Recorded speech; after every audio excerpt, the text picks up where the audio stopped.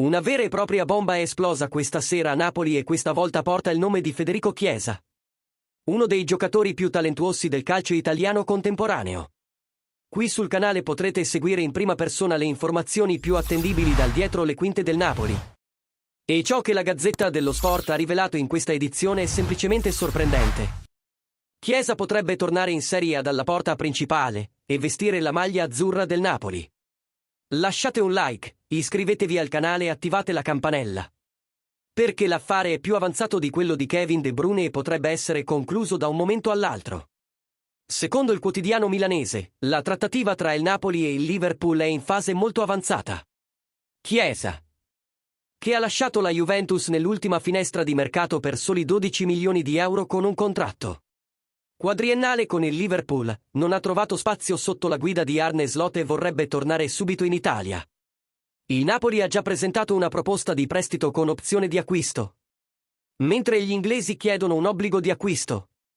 Una tipica differenza di strategia nelle prime fasi della trattativa, che però non impedisce un esito positivo. La ciliegina sulla torta. Il giocatore è entusiasta della possibilità di giocare la Champions League per il Napoli, dove avrebbe un posto da titolare garantito nell'attacco di Antonio Conte e la possibilità concreta di tornare in nazionale, soprattutto dopo un anno di frustrazione in Inghilterra. Lo stipendio di 4,5 milioni netti a stagione non è un ostacolo. Il Napoli è disposto a coprirlo, soprattutto in un momento in cui il club sta facendo spazio nel monte stipendi con partenze strategiche, con De Laurentiis e Giovanni Manna al timone delle trattative e Conte impegnato a mettere insieme una rosa competitiva. L'arrivo di Chiesa sarebbe più di un ingaggio, sarebbe una risposta diretta al mercato.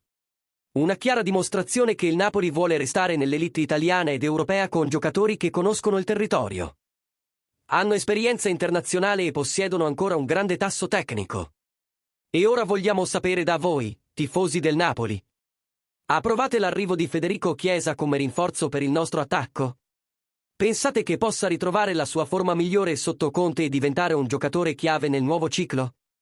Commentate qui sotto, condividete questa notizia con altri che amano il club e, ovviamente, ringraziateci per supportare il canale e continuare a seguire tutti i colpi di scena di questo mercato che sta scuotendo la città del Vesuvio.